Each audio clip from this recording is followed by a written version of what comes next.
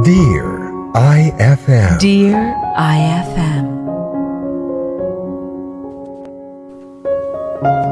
Dear IFM, huwag kang maging mapagmataas sa kapwa mo dahil darating din ang oras na kapag ganyan pa rin ang ugali mo, iiwan ka ng mga taong nakapaligid sa'yo. Ako nga pala si Kimberly, 16 years old, isang high school student na nagsusumikap na makapagtapos sa pag-aaral. Ipinagmamalaki ko, Mayora, na isa akong matatalino or isa ako sa mga matatalinong estudyante sa klase namin. At dahil dito, aaminin ko, may mga naging pagkakamali rin ako. Pero may isang tao na handang tulungan ako, Mayora, para maituwid ang mga maling landas na tinatahak ko. At dito nga, iikot ang kwento na ibabahagi ko sa Dear IFM. Sa mga kapwa ko estudyanteng nakikinig ngayon sa aking kwento, sana may matutunan ang lahat na nandito.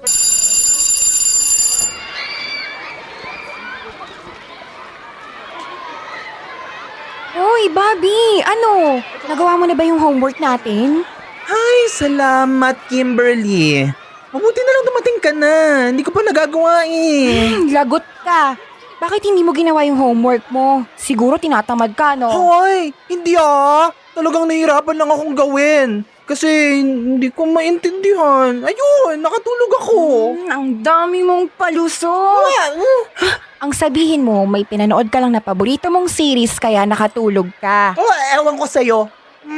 Hindi wag kang maniwala. Ang yabang mo naman. Parang hindi ka rin nanonood ng mga paborito mo.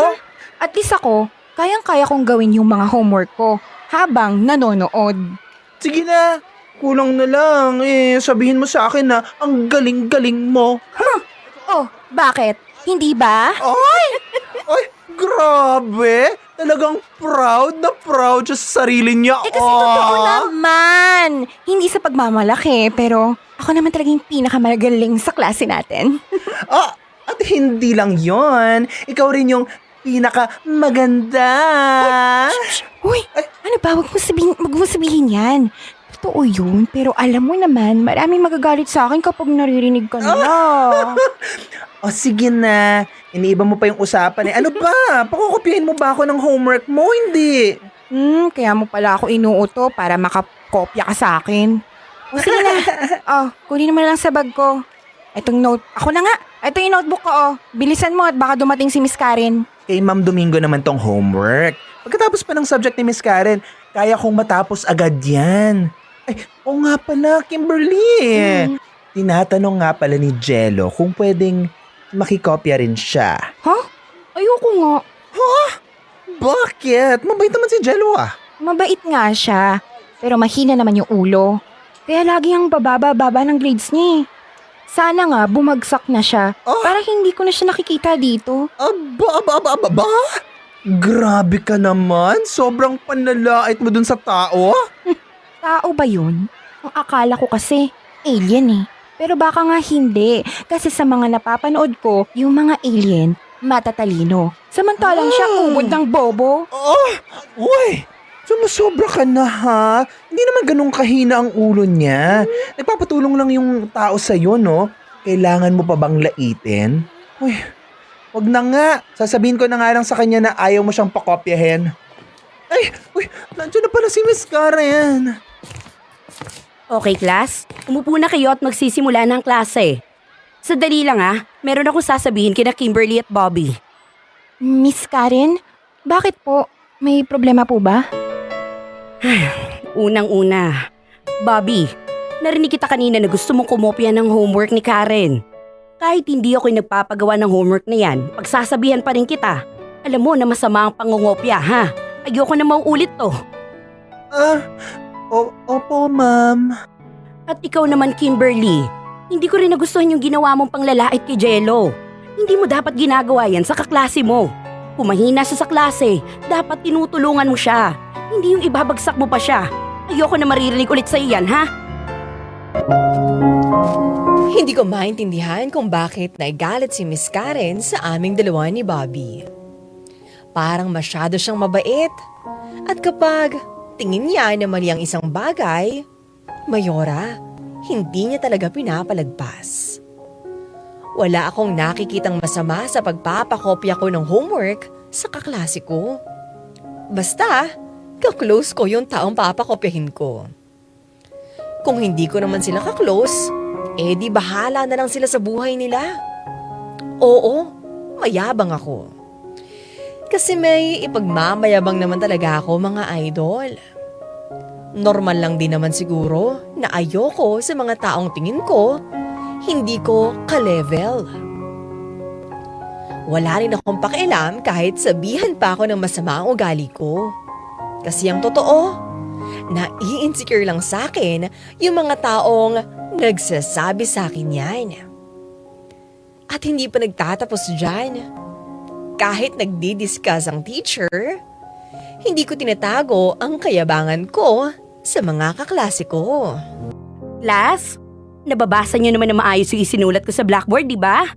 Beauty is in the eye of the beholder. Sino ang makakapagpaliwanag ko anong ibig sabihin ng kasabihang yan? Ma'am, ako po. Alam ko po yung sagot na yan. Kimberly, alam ko naman na kaya mong sagutin yan. Pero pwede bang bigyan naman natin ng chance yung iba mong mga kaklase? Hindi naman po nila alam yung sagot dyan eh.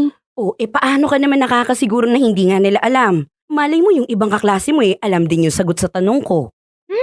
Sige na nga po. Ano class? Huwag na kayo mahiya. Kung may nakakaalam, magtaas lang kayo ng kamay. Ma'am, Miss Karen, susubukan ko pong sagutin pero may tanong lang po muna ako. Bakit po kaya mukha kayong fresh na fresh at malinis tingnan? Ikaw talaga, Bobby. Sige, nagamit ko na sabon na panligo yan. Shield Bath Soap. Recommended by the Philippine Nurses Association. Sige, huwag ka na mahiya, Bobby. Hindi naman kita papagalitan kung sakaling mali yung sagot mo. Sige na, subukan mo lang. Sige po.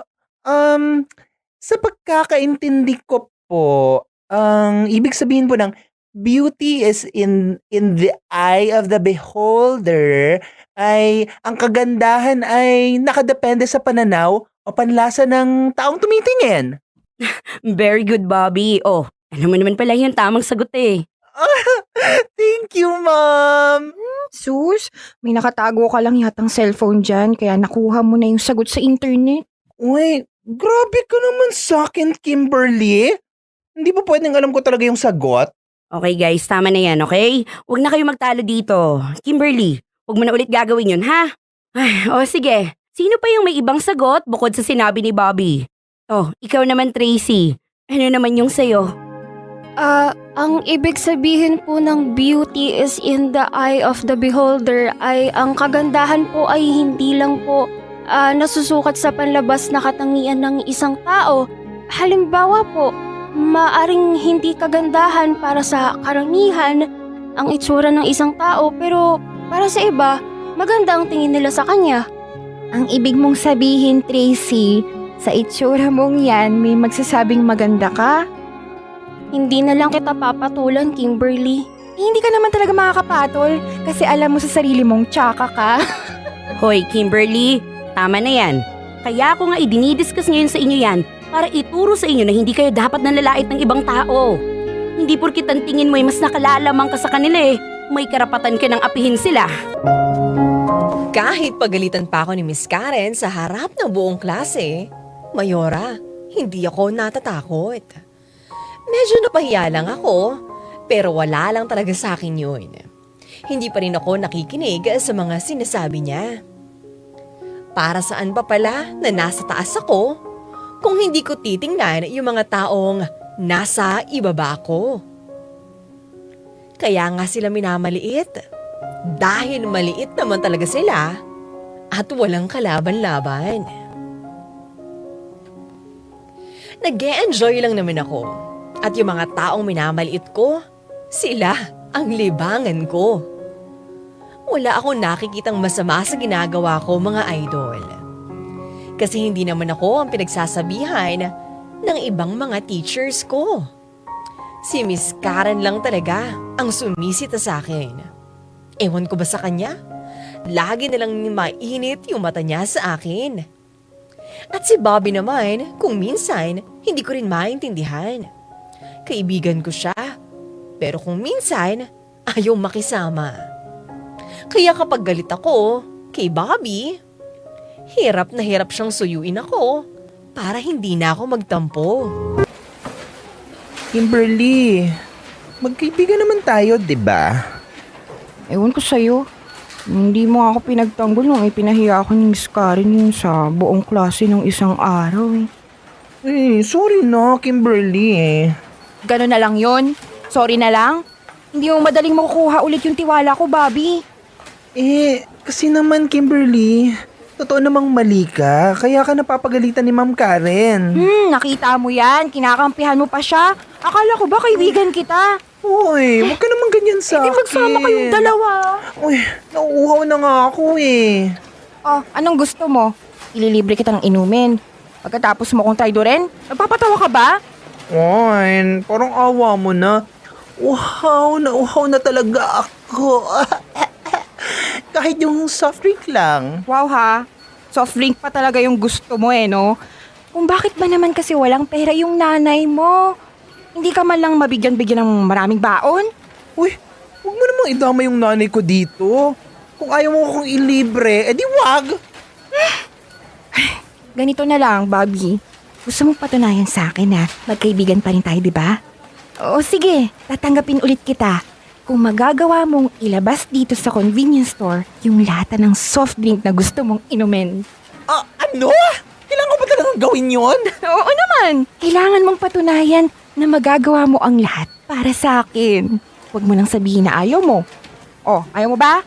Sige, kung ganun, edi magkalimutan na lang tayo. Hindi.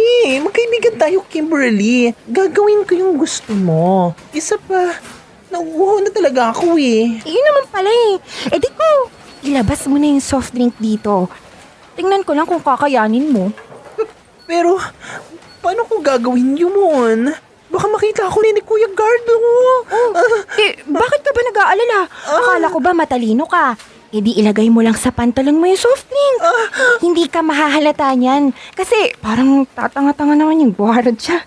Huwag ka magpapatalo dyan. Mukha namang hindi nakapag-aral yan, oh.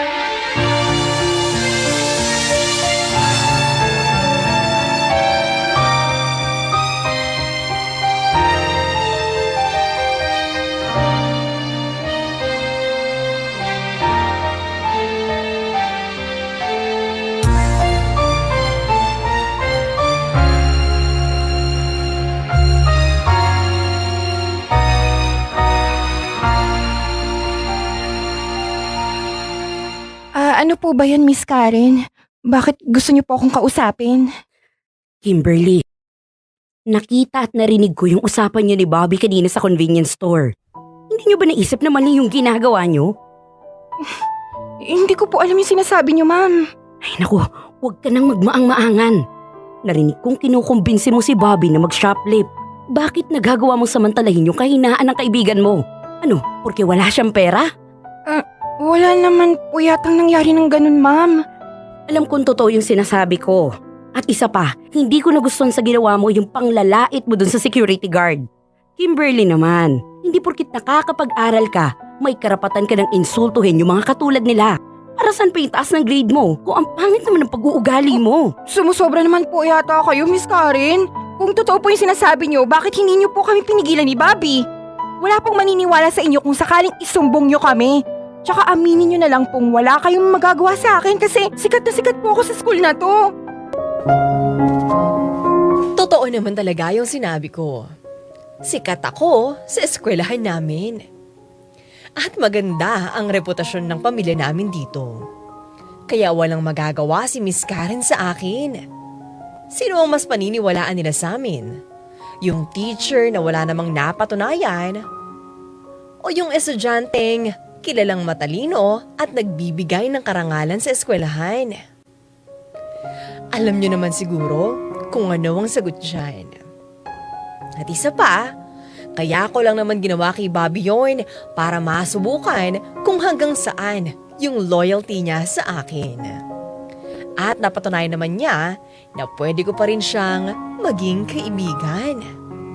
Yun nga lang, Mayora, kung nahuli siya, bahala na siya sa buhay niya. May sarili siyang pag-iisip. Kaya wala akong kinalaman sa mga maling ginagawa niya. Siguro para sa ibang mga tao, mali ako. Pero wala na akong pakialam. Basta ako, Mayora Iska Morena, itutuloy ko ang pagiging mayabang ko. At dahil isa akong high school student, normal lang sa isang katulad ko na mapasama sa mga barkada at makakilala ng iba't ibang mga tao. Mayora, naging exciting ang buhay ko dahil sa kanila. Nagkakagawa ko na yung mga dating hindi ko kayang gawin nung bata pa ako. At oo, aaminin ko, naranasan ko na rin uminom ng beer at alak, pati na rin ang pakikipag-fling sa mga boys na talaga namang tipo ko. Ngayon ko lang nararanasan ang mga bagay na ito. At ngayon ko lang nalaman na meron pa palang mundo bukod sa pagbabasa ng libro at pagpasok sa eskwelahan. Parang nawala na nga yung pagkahilig ko sa pag-aaral. Nawala na rin yung goal ko na dapat palaging mataas ang mga grado ko. Oh, bakit ngayon ka lang dumating? Madaling araw na. Nakatulog na yung mama mo, kakahintay sa'yo. Huwag niyo na po akong pagalitan, Papa.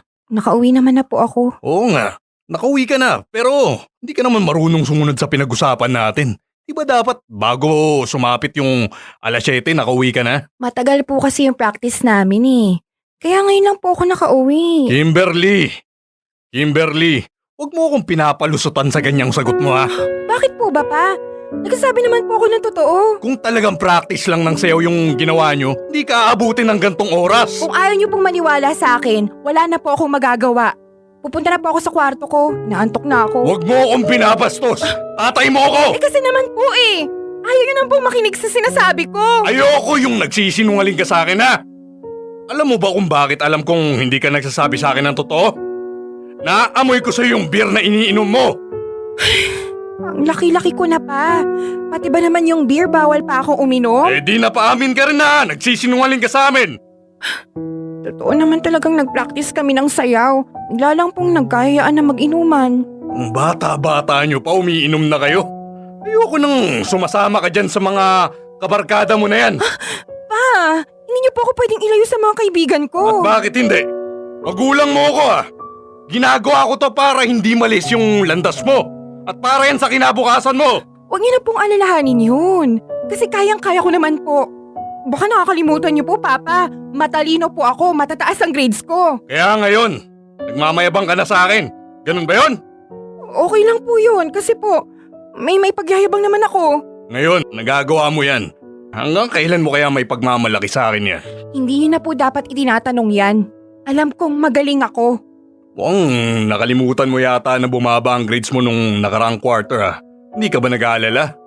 Konti lang naman po yung ibinaba ng mga grades ko eh. Mababawi ko rin po yan. Siguraduhin mo lang, Kimberly. Dahil sinasabi ko sa'yo, kapag hindi namin nagustuhan ng mama mo yung susunod na laman ng report card mo, paghihigpitan ka pa namin. Hindi ka na makakalabas ng bahay. Hindi niyo pwedeng gawin sa akin yun. Ano to, kahit curfew man lang, hindi pwede? Okay niyo naman? Gagawin namin kung ano yung tingin naming makakabuti sa'yo. Isa pa, hindi ko na rin nagugustuhan yung ugali mo ha. Kanina narinig ko yung sinasabi mo sa mga kasambahay natin. Wala kang karapatang magsalita ng masasakit sa kanila ha. Bakit? Totoo namang wala silang pinag-aralan ah. Huwag mo akong pinipilosopo. Kahit kailan hindi namin itinuro sa'yo yan ng mama mo. Saan mo ba nakuha yung ganyang pag-uugali? Hindi porket matalino ka at nakakapag-aral, iinsultuhin mo na lang sila. Isa pang beses mong gawin yan, baka patigilin kita sa pag-aaral mo. Napagalitan na naman ako. Kaya wala akong magagawa kung hindi sumunod sa gusto ng mga magulang ko. Kailangan ko maging mabait sa mga kasambahay namin.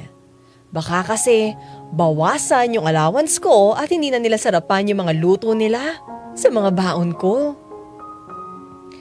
Pero yung pagsama sa barkada, hindi ko kayang mawala yun sa akin. Ngayon na nga lang ako naging sobrang saya sa buhay ko, kaya naman hindi ko hahayaang ipagkait sa akin yung bagay na yun. Ganun naman sina mama at papa, magagalit sila sa akin, pero konting lambing ko lang, nawawala na yung galit nila. Kaya yung banta ni papa, na maghihigpit daw sila sa akin, hindi rin natuloy yun. Kaya tuloy lang ang ligaya para sa akin. Yun nga lang, habang tumatagal, hindi ko na napapansin na nagkakaroon na pala ako ng problema. Mukhang hindi na ako yung dating magaling at matalinong estudyante na kilala nila. Bobby, sorry. Pwede ba akong mag-request sa'yo? Depende sa request mo. Tingnan ko kung kaya ko. Ano ba yun? Hindi ko naiintindihan yung lesson sa atin ni Ma'am Domingo kahapon eh. Turuan mo naman ako. Ano? Teka lang. Di ba? Ikaw yung matalino sa ating dalawa? Ikaw yung pinakamagaling sa klase eh. Oo nga, pero hindi ko talaga naiintindihan yung itinuro kahapon eh. Tulungan mo na ako. Naku. Napag-aralan ko naman siya. Pero hindi lahat. Hindi lahat naiintindihan ko eh. Wait lang. Hindi talaga lahat. Ano ba yan? Kapag may itinuturo yung teacher, dapat lahat naiintindihan mo. Alam mo, napakahina mo talaga. Ay, hoy! Nagpapaturo ka na nga sa akin tapos lalaitin mo pa ako? Eh paano naman kasi ako magpapaturo sa'yo kung kulang-kulang naman yung alam mo? Sige, isa pa. Huwag kang tumigil dyan at hindi talaga kita tuturuan. Eh di wag. Nagmamalaki ka pa sa akin eh. Mas matalino pa ako sa'yo. Eh anong nangyari sa talino mo, ha? Bakit hindi mo naintindihan yung itinuro kahapon? Inaantok lang ako kahapon kasi kulang ako sa tulog. O sige na, hindi na ako aasa sa'yo. Wala ka namang kwenta eh. Tracy, ikaw na nga lang magturo dito kay Kimberly. Kawawa naman to at baka walang masagot sa quiz mamaya. Ano? May quiz ba mamaya kay Ma'am Domingo?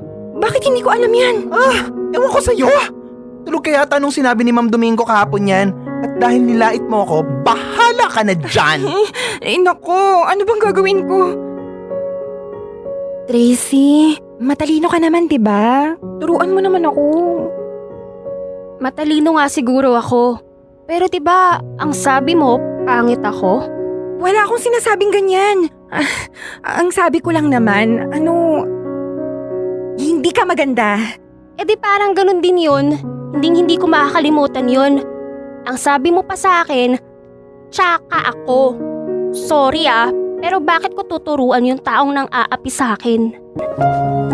At dahil walang tumulong sa akin sa unang pagkakataon, Mayores Camorena, bumagsak ako sa quiz. Hindi ako makapaniwala at hindi ko matanggap. Hindi ko na taga maintindihan kung ano ba ang nangyayari sa akin, pati na rin sa mga kaklase ko. Dati naman, kahit hindi ako masyadong mag-aral, kaya ko pa rin maintindihan kung ano yung mga lessons na tinuturo ng mga teachers. At kayang-kaya ko sagutin ang mga quizzes namin. At ngayon ko lang naranasan na walang tumutulong at pumapansin sa akin. Hindi ko rin nakalain na magagawa sa akin ni Bobby yun. At hindi ko inaasahan na papalagan ako ni Tracy. Dati, lahat ng mga kaklase ko gustong dumikit sa akin. Ngayon, parang pinandidirihan na nila ako. Sa ngayon, Mayora, nagpatuloy pa ang pagbaba ng mga scores at grades na nakukuha ko. At kahit yung mga bagong kabarkada ko, nawala na rin sila sa akin. Hindi pala sila tunay na kaibigan. Ngayon ko lang naranasan na maawa sa sarili ko dahil pakiramdam ko, nag-iisa lang ako at walang kakampi. Ngayon lang ako nahirapan at nasaktan ng ganito sa buong buhay ko. Mayora, isang tao lang ang tingin kong makakaintindi sa mga pinagdaraanan ko. Kimberly, anong problema? Bakit gusto mo ako makausap? Miss Karen, pasensya na po talaga. Naistorbo ko po yata kayo. Hindi naman. Handa naman ako makinig sa mga estudyante kung kinakailangan. Huwag na nga lang po. Marami po yata kayong ginagawa ngayon eh. Ay, alam mo, sa totoo lang, marami talaga akong ginagawa. Pero mas malaga sa akin yung problema ng mga estudyante ko. Totoo po? Makikinig po kayo sa akin? Kahit na marami po akong atraso sa inyo? Wala ka na mga atraso sa akin, Kimberly. Pero may mga atraso ka sa mga taong nasaktan mo. Kaya nga po siguro nangyayari sa akin ito. Baka po kinakarma na ako. Eh bakit mo naman nasabi yan? Magmula po nung napasama na ako sa mga barkada ko, napabayaan ko na po yung pag-aaral ko. Oo nga, napansin ko nga. Bumaba na rin yung mga grades mo. Hindi na yun katulad ng dati. Alam mo, laging mataas yung mga nakukuha mo noon eh. Ang akala ko po kasi kayang-kaya kong bawiin yung mga grades ko kahit hindi na ako mag-aral. Nagkamali po ako. Ganun talaga, Kimberly. Ito ang tandaan mo ha. Kahit napakatalino mo pa at alam nating lahat na matalino ka. Kung hindi mo pag-aaralan at pagtsatsagaan yung mga lessons namin sa inyo, mapupunta lang din yung lahat sa wala. Tapos po, nung humihingi na po ako ng tulong sa mga ibang tao, sa mga kaklase ko, wala pong may gustong tumulong sa akin. Ano ba yung sinasabi nila sa'yo? Bakit to ayaw ka nilang turuan? Iba't iba po yung mga sinasabi nila eh. Yung iba, ang sabi nila, wala raw silang alam. Yung iba naman, galit sa akin. Okay, Kimberly. Sa tingin mo, bakit kaya sila nagagalit sa'yo? Kasi po, hindi po magaganda yung mga nasabi ko sa kanila. Minaliit ko sila dati at iniinsulto. Alam mo naman pala kung bakit, di ba? Ilang beses ko na kasing sinasabi sa'yo. Huwag ka magyayabang at magmamataas sa lahat ng tao. Kahit pa sa tingin mo mas mababa sila sa'yo. Walang ganun, Kimberly, okay? Lahat tayo, pantay-pantay sa mata ng Diyos. Hindi dapat mawala yung humility sa ating lahat. Dapat humble lang tayo. Naiintindihan ko na po, Miss Karen. Ang laki nga po ng pagsisisi ko ngayon eh. Wala nang gustong tumulong at makipagkaibigan sa akin. Babagsak na rin po yata yung mga grades ko. Ay nako, wag mong sinasabi yan. Ano man yung pagkakamali mo, hindi din dapat mawala yung tiwala mo sa sarili mo. Kaya mo pa yan. Makakabawi ka pa. Hayaan mo, tutulungan kita basta dapat mag-aral ka ulit na mabuti ha. At ang mas importante, wag mong kakalimutan na magpakumbaba sa lahat ng mga tao. Dear IFM. Dear IFM. Ang akala ko talaga, Mayora, wala na akong pag-asa, lalo na ang mga tulad kong ganito.